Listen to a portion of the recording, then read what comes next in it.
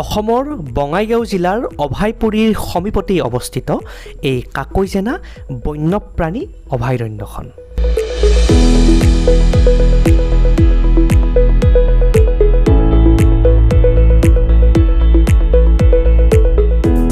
সোণালী বান্দৰৰ বাবেই এই অভয়াৰণ্যখন বিখ্যাত। হেল্ল' ফ্ৰেণ্ডছ, আজি আমি আহিছোঁ কাকৈজেনা পাৰ্কত আহিছোঁ।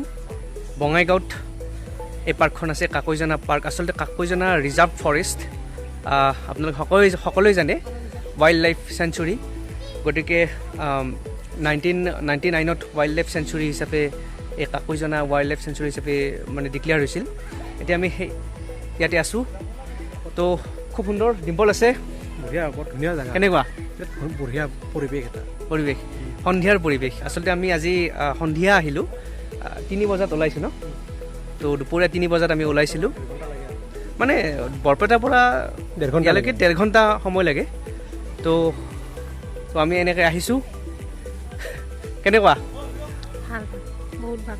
আচলতে এইখনো ৱাইল্ড লাইফ চেঞ্চুৰী হয়। সেই ৱাইল্ড লাইফ চেঞ্চুৰীখনৰে চাগে মই ভাবিছোঁ কিছু পাৰ্ট এনেকৈ বেলেগৰ কাৰণে বা এনেকৈ পাৰ্ক হিচাপে উলিয়াই দিছে চাগে, যাতে টুৰিষ্টবিলাকে আহি অলপমান উপভোগ কৰিব পাৰে, ভাবিছোঁ আৰু তেনেকৈ। খুব ভাল লাগিল। পল্লৱী আছে। তো যিহেতুকে সন্ধিয়াৰ সময়, এটা সুন্দৰ পৰিৱেশ হ'বলৈ গৈ আছে। খুব সুন্দৰ পৰিৱেশ। পল্লৱী, কেনেকুৱা? ভাল লাগছে, ভাল লাগিছে নে? ইয়াকো দেখি আছোঁ। অঁ বাবু, কেনে লাগিছে? বঢ়িয়া, সুন্দৰ। গতিকে এই হৈছে কাকৈজেনাৰ পৰিৱেশটো মই দেখুৱাই আছোঁ। এক সুন্দৰ। আৰু চাওক, লিখাই আছে আই লাভ কাকৈজেনা। তো মই দেখুৱাই আছোঁ কাকৈজেনা পাৰ্কখনৰ ভিতৰত গোটেই পৰিৱেশখিনি। চাই থাকিব মোৰ ভিডিঅ'টো সম্পূৰ্ণ কৰি। Let's go.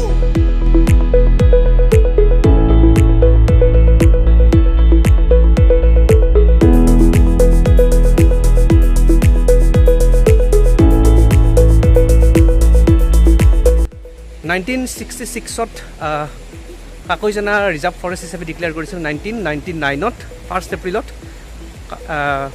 Wild life sanctuary হিচাপে ডিক্লেয়াৰ কৰিছিল। এতিয়া কথা হ'ল কি, এই যিখন ৱাইল্ড লাইফ চেঞ্চুৰী, আচলতে ইয়াত গল্ডেন লেঙুৰ কাৰণে বিখ্যাত হয় এই কাকৈজেনা এই ৱাইল্ড লাইফ চেঞ্চুৰী। আৰু বিভিন্ন বাৰ্ডছ আছে, বিভিন্ন স্পেচিছৰ বাৰ্ডছ আছে।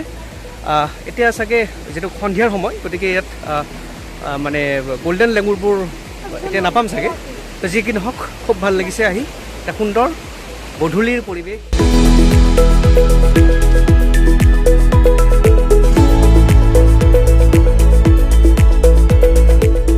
সোণালী বান্দৰক আন্তৰ্জাতিক প্ৰকৃতি সংৰক্ষণ সংঘৰ ৰেড ডাটা বুকত বিৰল প্ৰজাতিৰ শ্ৰেণীত অন্তৰ্ভুক্ত কৰা হৈছে।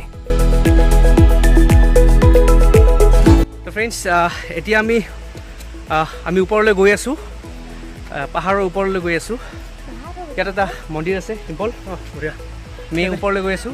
শিৱ মন্দিৰ আছে, তাকে দৰ্শন কৰিব যাই আছোঁ। আমি শিৱ মন্দিৰটোৰ ফালে দৰ্শন কৰিব গৈ আছোঁ।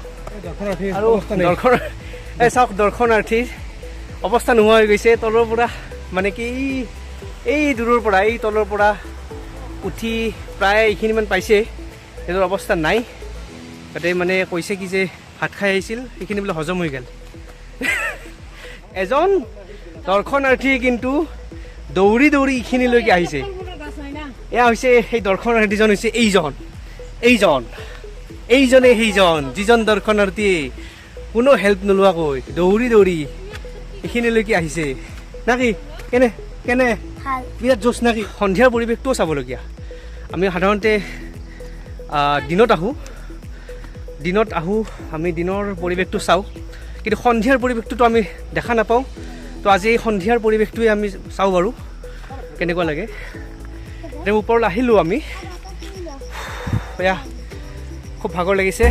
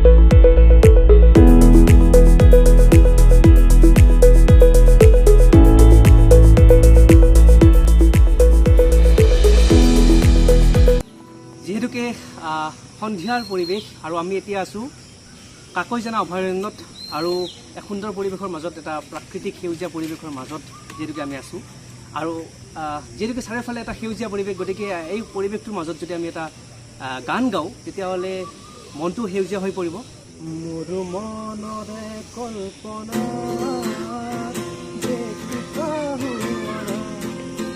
মোৰ প্ৰেমৰে ধাপনা তুলসী হোৱা মোৰ মনৰে কল্পনা যে টুকা হোৱা